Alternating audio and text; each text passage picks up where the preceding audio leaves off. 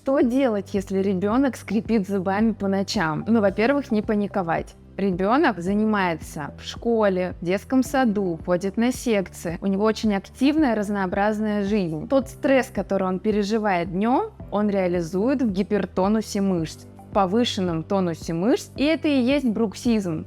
Это абсолютно нормальное состояние нервной системы, и есть статистика, которая говорит о том, что те, кто бруксируют, меньше и реже становятся невротиками, потому что весь стресс они реализовывают в гипертонус мышц. Поэтому не паникуем. Возможно, немножечко нужно разгрузить ребенка, и, возможно, нужна какая-то поддержка. Я рекомендую обратиться к врачу-педиатру для небольшой поддержки нервной системы. И помните, что это не глисты, это не страшно, это абсолютно нормальное состояние нашего организма.